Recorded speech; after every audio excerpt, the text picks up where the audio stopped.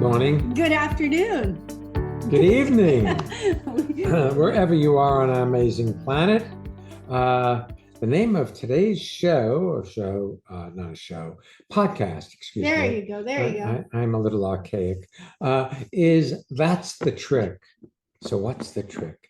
The trick, you ever realize that you need to clean your fridge or complete a project or empty out a junk drawer? And how do you get it done without beating yourself up for not having done it already? That's the trick. It is. Beat up is automatic, isn't it? And, well, it's an option. It is an option. It's optional. You don't have to do that. We have a little fish pond out back of our house, real small, but it doesn't have any fish in it. Not anymore. The No. raccoons ate them. Right. But I have a little filter in there to keep it from getting too overgrown with algae. And it requires cleaning every once in a while, like today. And I saw it that it needed to be cleaned because I can tell because the current in the pond slows down when the machine is not full, when its filter is all clogged. So I know I need to do it. And I just didn't want it. So I didn't. Okay. And I'll get to it before. We have the next thing we have to do. That's right. I'll get to it. But beating myself up for not doing it is not really of any value.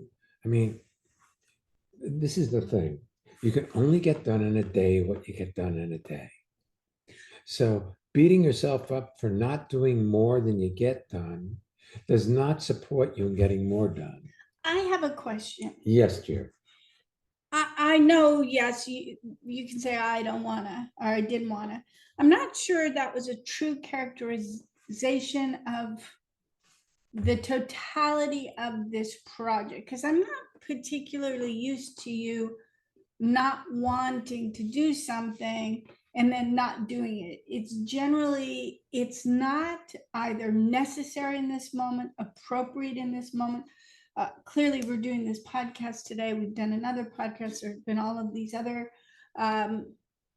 projects. So timing wise, even though you see it and you say, I don't want to. It isn't really an I don't want to. Correct. It's it doesn't require being done right now. It's not critical, and I will get to it before we do our next thing that we have to do. Perfect. So I think that's a little different than I don't want to. I think a lot of people get stuck in I don't want to. Right. Like, oh, I don't want to make the bed. I don't want to do the dishes. I don't want to call my mother. I don't want to, whatever your thing is that you tend to avoid. So let's talk about the 3 principles of instantaneous transformation. I think they're very important. Okay. First one is anything that you resist, you're stuck with. So anything you don't want to do, you think about all the time. And it takes longer. It drags out. Every time you walk by that light bulb that's burned out, I don't want to. Your day gets eaten with that. Right. So what you resist persists, grows, dominates your life. It also takes longer. Right. Second principle is no 2 things can occupy the same space at the same time, or your life shows up in the current moment exactly as it is, and your life circumstances can only be exactly what they are in the current moment. So take that fridge that needs cleaning, or your project, or the junk drawer, or in this case, Shya's filter in the pond. You can't do it a moment before you do. So That's you true. can have the conversation with yourself. I should have done this yesterday, or I should have. But that's irrelevant because you couldn't have done it yesterday because you didn't. Third principle. Anything you see without judging, that's important. Yeah, without judging, completes itself in an instant. That also includes seeing your judgments about what a good person would do, what an adult should be like. It was very interesting the other day, full disclosure. Shya and I had a day of romance. It was a whirlwind, and we ate things and used different parts of our house and had time, and we were in the shower. And so by the time we were done, there were towels, there were food plates. And we looked at each other and did something really unusual. We said, Clean up in the we'll morning. do this in the morning. And when we got to it in the morning, it was fun and fast and easy. And done before we knew it. But I had to bypass that internal conversation that a house should be cleaned up Before you go to bed. Yes. So one of the things about judgments is noticing the internalized judgments you have, so you don't have to spring them on yourself, and you don't have to listen to them. You don't have to live by them. You can actually see what's appropriate, do what's appropriate, and have well-being throughout Have the a entire life, process. Yes, rather have a than life. a system of rules that tell you what you're supposed to, how you're supposed to go about living your life. Let's take our first guest. Yes, that's a good intro. All right. Welcome to being here, Rita. Tell people where you're zooming in from. Hi, I'm zooming in from Bern, Switzerland, and I'd like to give you a virtual hug. Thank you. Thank We you. accept it. You can give one to the listeners too. We could all. Yeah, Why yeah. not? That felt good. Thank you. Thank you too for having me. I think I have I stuck when I'm not, I feel uncertain to do a thing, and sometimes I think as I were a child, I have to do it on my own. But when I feel uncertain in a project or in some things I should do, when I ask someone to help me or to discuss, then it goes easily. But yes. As you're talking, when you say, I sometimes think I should do it by myself and I get stuck there. Yeah. But when you ask or discuss with people, it goes easily.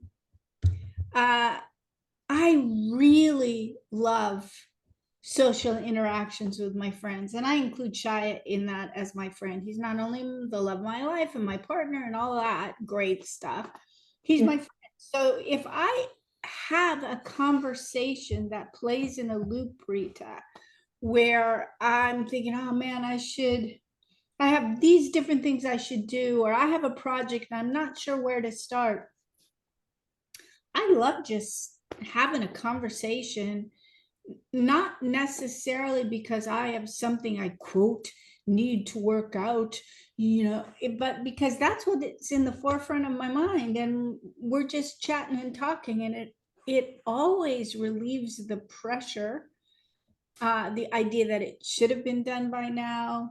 I drop into the reality that I always get things done, and drop out of that potential of beating myself up for not having it done already. So I'm not sure where we all decided that we should do it ourselves. I think it happened around 2 or 3. Yeah, when you were putting on your shoes. I do. Yeah, yeah. I can't remember to be 2 years, but later on, I remember things I wanted to do myself, and I didn't want someone to help me, and sometimes this thought is here, even if I am almost 60 years old. Oh my goodness, you're young, almost 60. Almost, yeah, right. I'm going to go on a little bit more about company. Sometimes Shya and I either do the kitchen together or, when we're cleaning up for dishes. And I'm going to talk about the evening. So we could be at the end of the evening. It's been a day. And sometimes I'm like, you sit here, I'll do the dishes. And then I put on, not always, but I put on like a podcast or a book. And then what happens is like I have company in the kitchen and it's fun. And I really, whether you're talking to somebody about what you want to do or you bring company with you, I mean, certainly there are certain things like if I'm writing an email, I can't be listening to a podcast at the same time and be efficient. It doesn't work that way. But I have a feeling that you have not allowed yourself as much company as you would prefer. Maybe I love it too to listen to audios and podcast when I'm cooking, perhaps, and so to read books, and so I love it. Yeah. There's something else about this that I realized because we're recording this podcast right before we are going on a short dated, a last minute trip, and there are a bunch of details that are not handled yet. One of the things that happens when we're preparing to, go away, and there are lots of details, I can either handle the details as I'm handling them or get lost in a conversation that I'm behind. And I have a feeling that sometimes when I don't have the answer to something, like what should I pack? Where should I stay? Is everything done? I can float into a conversation of I'm behind because it's easier to live in that no production zone than it is to look at the details of what actually needs to be accomplished. Yeah. At the moment, I have things to do at work. It's not so. I do it for 1 week or for later on, and it's not. I'm not in a hurry, and so I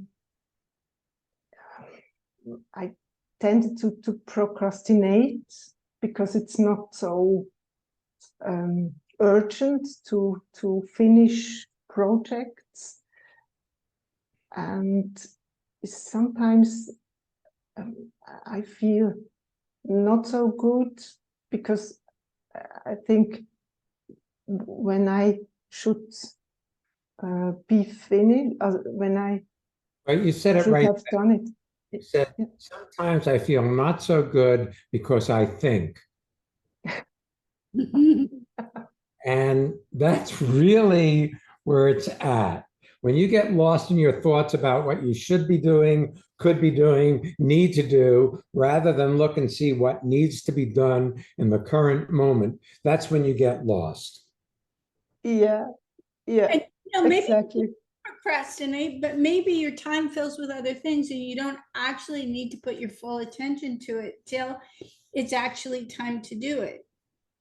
What do you do? Because you said at work. What do you do for work? I'm a teacher, That's what I thought it was. Yes.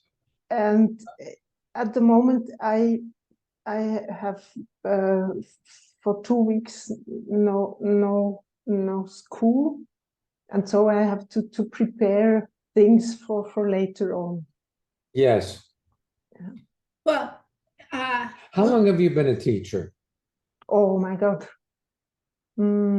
About 15, 20 years. Okay, and in 20 years, have you ever not prepared for the school year? Well, no. Well, no. So what are you worrying about? You always get it done.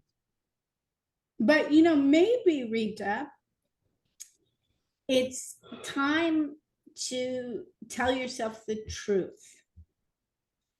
And that may be, I have 2 weeks off, and automatically you tell yourself you should prepare. But what if you tell yourself the truth about when you plan to prepare? I can prepare if I feel to in the first 12 days, but I'm not going to do any preparation until day 13. Like, you tell yourself, be honest so that it relieves itself from your brain. It So doesn't that take you up can actually space. enjoy yourself until you start doing your work, and then you can enjoy your work too. Yeah. Yeah. Shya and I had this vacation planned, and we were all ready to go. We had the flights, we had the car service, we had everything. The night before we left, We got a message from the place we were going to. we were going to go fishing on a river, and they said, we're expecting 4 inches of rain in a couple of days. Don't come. It's not going to be fishable. And what we did was we pretended we were still gone. We canceled everything. We canceled our flights, canceled the car service, we canceled the cat sitter. And then we told people, we didn't tell people we weren't on vacation because we'd already told them we were going. So we had a staycation.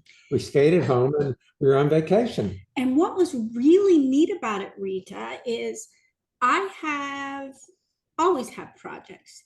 And there was a number of projects that I was not going to take care of till we got back.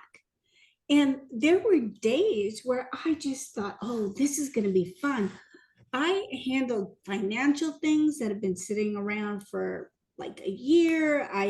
There were things that I didn't attend to, but it was a fun part of my vacation. So now I could attend to. And then all the stuff that I didn't get to didn't matter because I was supposed to be on vacation anyway. It was all vacation. Okay.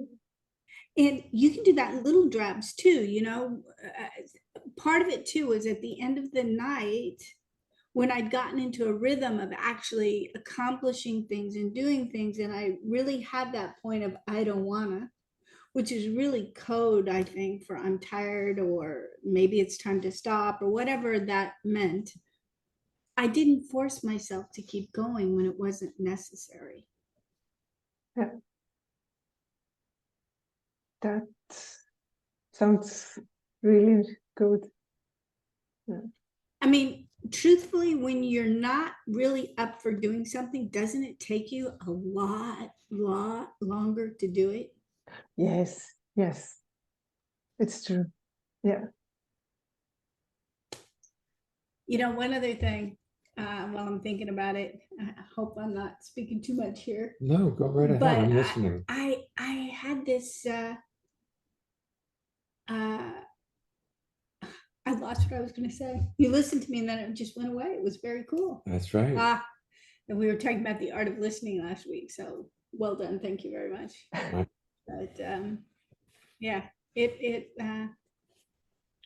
it comes back, I'll talk about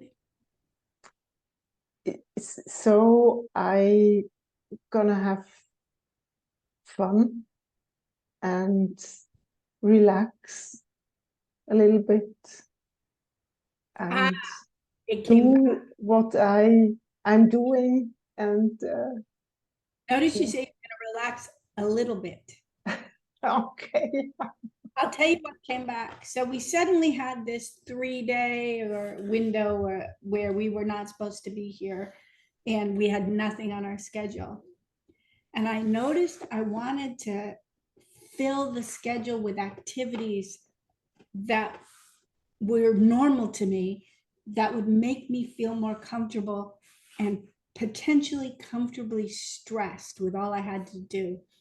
And I kept letting go of the desire to fill my time. And I was willing to be in the unknown of what do I want to do now, if anything. Ah, got it. Yeah, you you catch me, both of you. Well, That desire to have a full agenda and yes, I think that's it. I That's think it. the Selba factor, it takes one to know one. So Yeah, I'm familiar with us. yeah. Yeah. So thank you. Thank you. It Well, will, I wish people could see you right now because your face suddenly got bright. It was really cool. yeah, that's a trick. That's the trick. That's the trick. There you go. Thank you. You're Yeah. welcome. Thanks for joining us.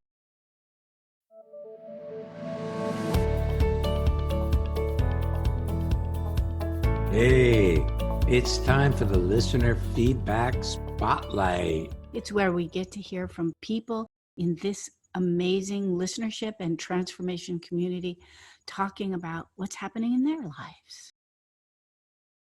This is Susan in Manhattan, and coming to seminars allows me to let go of the worries in my brain, listen to others, and then I fully experience my life as a magical experience. I let go of worries, and my life is immediate.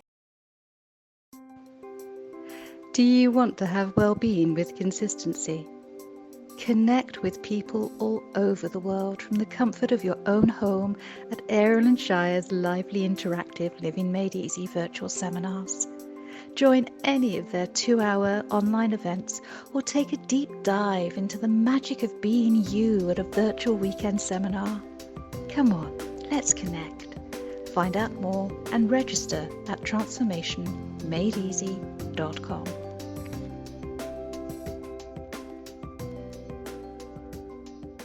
We have a Living Made Easy seminar this Saturday and then next Monday.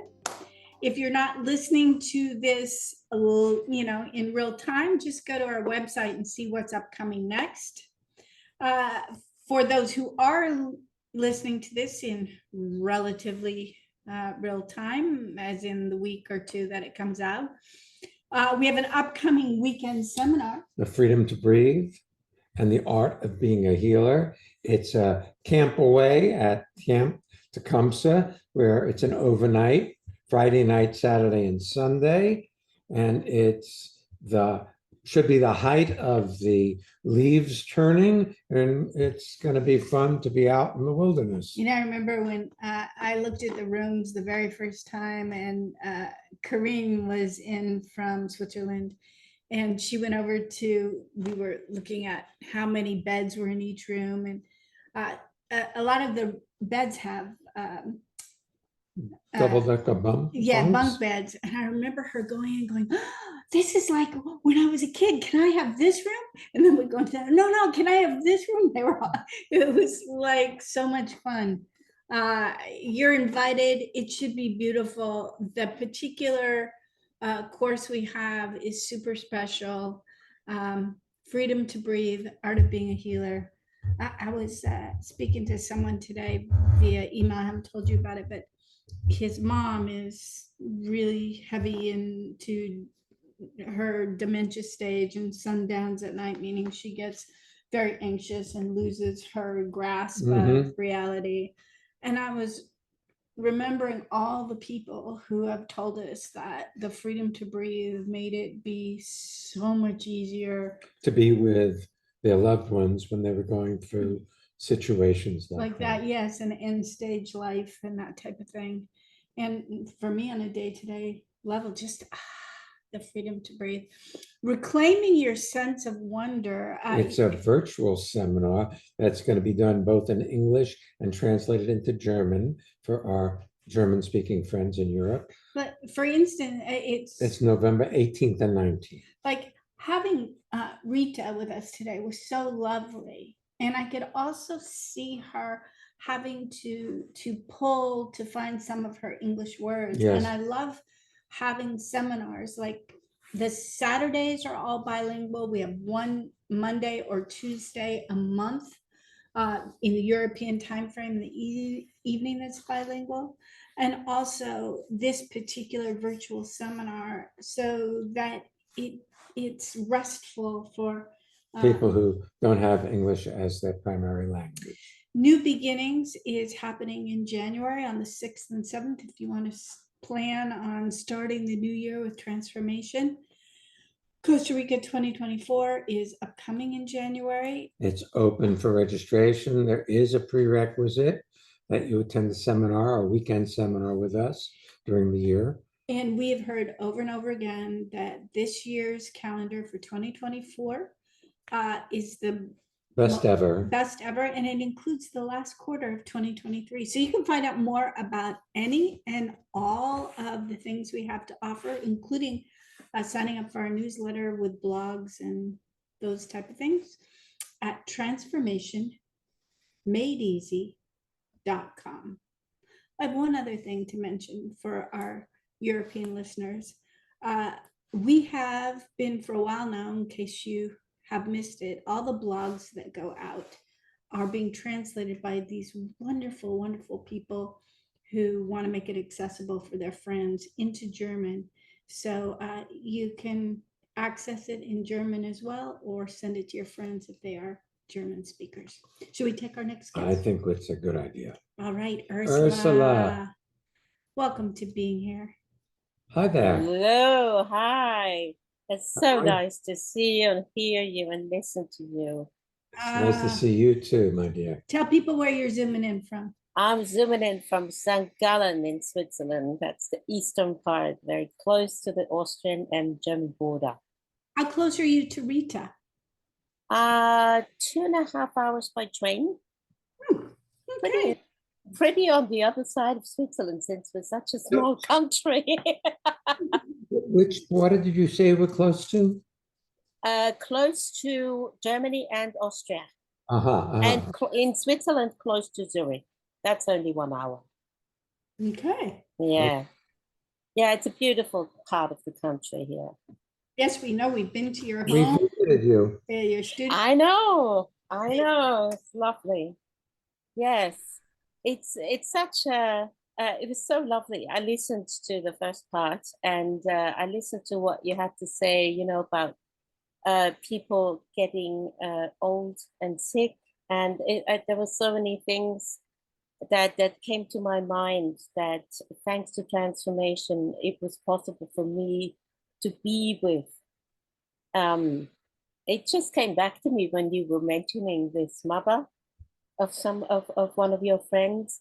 It was a long time ago. I think 10 years or so. I had an annual leave as a teacher. I'm a teacher for singing and piano at a local high school, and I had an annual leave for further education, and I went back to my teacher in Australia, and she was one of my beloved and very eccentric teachers I had. I was looking forward to meet her again, and you know, she's always good for a wit and very witty, very intelligent and well-spoken person. And she wasn't well when I was there, that she was sometimes falling asleep while standing and giving lessons. And I was very concerned. And then she had a stroke, and she had a lung infection, and she was getting so sick. By at the end, when I was up there for 6 weeks, and she was in hospital, and I knew that she couldn't speak at that time. She had, I think, probably a second stroke, and I asked my other friend who was there, and who's a very good friend, if she would come with me, because I was just so afraid to go. I only had ever known her speaking and being witty and intelligent, and I didn't know how I was gonna cope with that situation of somebody just lying there. And I had a talk with you. I think it was by then it was a telephone conference 10 years ago, and I asked you, and you just said, "Well, she's your singing teacher. Why don't you go sit there and sing something for her?" Mm. And I did. And it was just such a revelation to just be, and to, I mean, following the theme of today's podcast, you know, I really wanted to do it, but I was sort of, I didn't want to. Mm. And I was afraid that I was going to do it wrong, or it wasn't going to, I was just really between, we say, here we say between chairs. And you just said, well, sing to her and be with her. Maybe you feel like holding a hand with her. And I was there for an hour and it was beautiful. Mm. And I mean, thank you so much. You know, I think I got to know you when I was 40 or so. And I'm now 60 and I have such a good life. Mm. I I'm so have, happy for you. I mean, yeah, Being I here, You, being here, you that's the trick. yeah. The trick really is to be where you are. You know, I had this really strange event happen It's today interesting that you're talking about what you're talking about. because Oh, I went into the little town where we live to the local hardware store to buy something. And I asked the clerk as I came in where to look, and they told me. And so I found the item I wanted. I walked back to the cash register to pay. And there were two men there. One was younger and one was older. And the older fellow said, "Oh, I don't take credit cards. I take either debit cards or cash." So I said, "Oh, I have a debit card." I give him my debit card. He's standing there, and suddenly he just falls dead away. Yeah, that's what I said. Gosh. And Shai said there were a wall of boxes behind him, so he fell against the wall of boxes, which so it cushioned cushioned himself. his fall, and he's there. His eyes are closed. He's just gone. And I said to the young man, I said, "You may need to call 911, you know, Which is emergency emergency. here." And he said, "Oh, I'm an EMS. I'm an emergency medical person. It's okay. He'll be okay." And I thought that was strange, you know. But then the guy opens his eyes. He stands up with help and sits in a chair for a moment. And then he takes my debit card and he completes the transaction. And I'm thinking, this is so weird because, I mean, this guy might just die on me here. And he's just taking my money for this stuff that I bought. It was very strange. oh Anyway, my. I left, and on the way I said, "Get him to a hospital." And he said, "Okay, I will." And that was my experience. But you don't know how life shows up. That was just so out of the box of my possibilities. I've never had somebody do that before. And I'm over 80. You're only 60. Child, A youngster. child. I'm your child. Yeah, and that's life. And you taught me how to experience it. It's easy now, you know? No, I beg to differ just slightly. Yeah. Uh, you brought yourself into a possibility where you could experience it. And you kept bringing yourself into that Oh, yeah. possibility. See, our seminars are all voluntary. People bring themselves, they select themselves to be there. Yeah. We were speaking with this lovely woman, Emmy. Shout out to you, Emmy, if you're listening. She was talking about how she listened to this podcast for some time. And then, if I'm recalling correctly, she said she listened to 5 of them in one day. And then she went to our website. She found a seminar, the next seminar that was coming, and she booked to come. And she doesn't live close; she lives farther away than Well, Rita lives to you. But I don't know if she booked a train or she booked a plane. and she came to New York City because we were doing them live in New York City without knowing anyone. And so when you say we taught you, no, you taught you.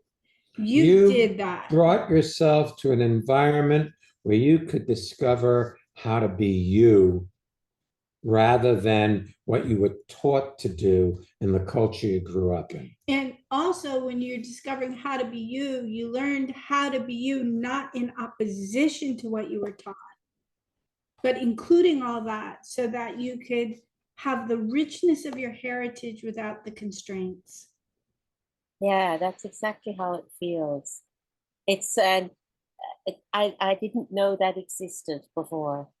Of course not. But you can't imagine what you don't already know. So possibilities exist for all of us, but we are, they say think outside the box. You can only think inside the box of what you know.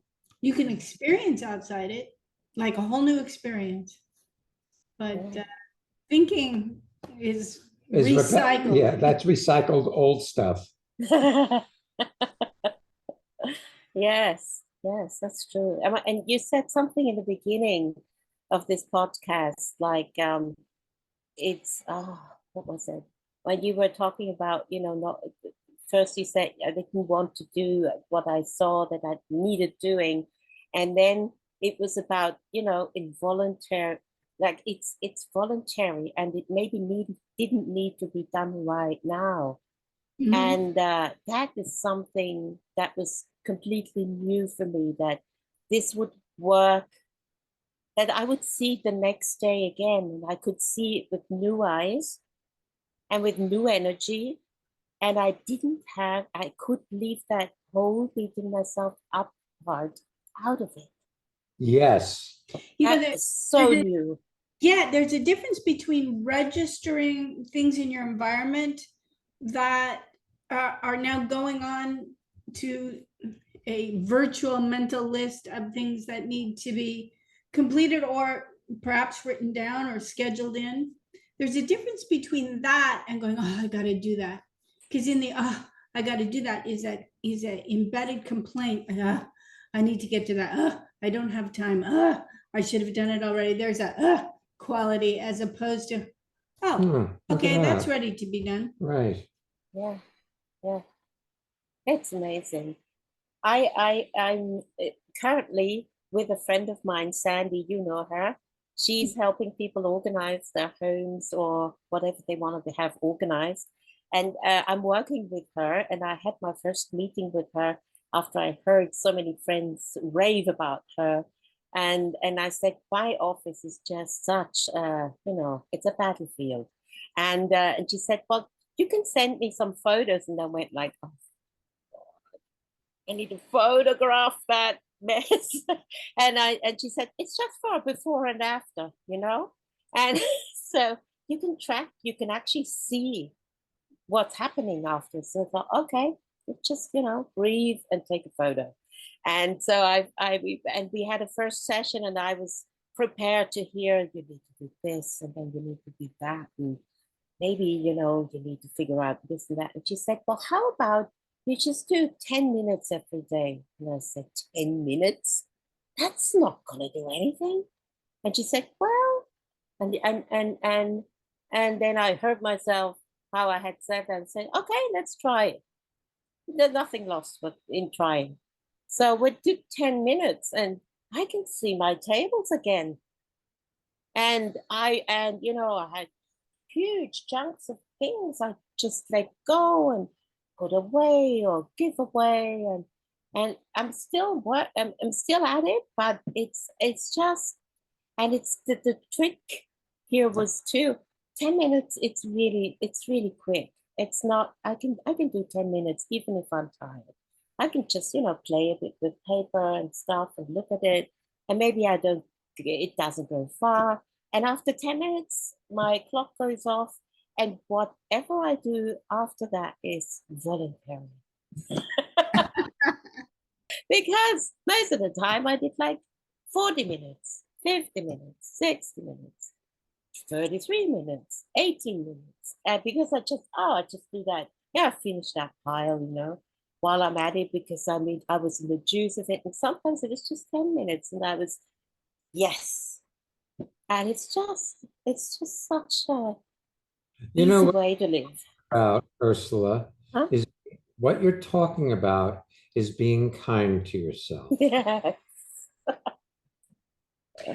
I also, let's talk about how your office got constructed to mirror how you thought about yourself and thought about things. So when she said take a picture, you're like, oh, you want a picture of this mess? It's not just the third principle, seeing what is in a non-judgmental manner.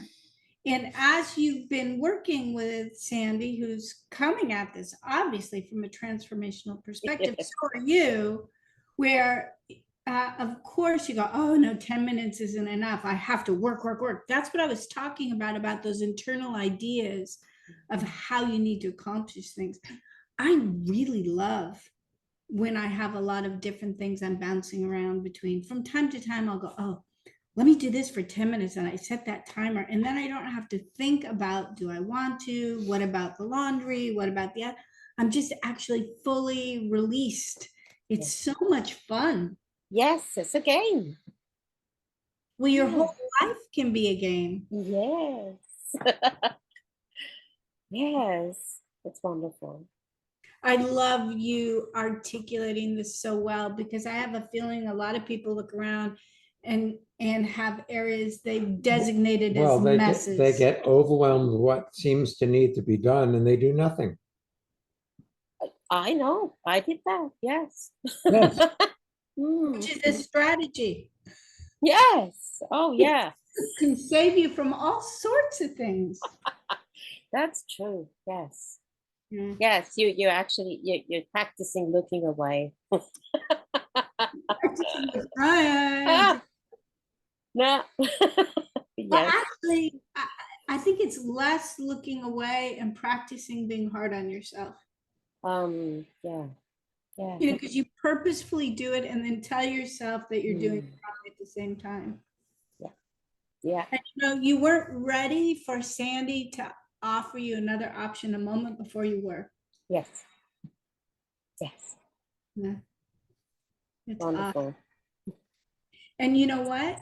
Just so you know, you're not learning that from Sandy. You're using Sandy as a catalytic agent to spur your sense of fun around your office and your projects and things like that.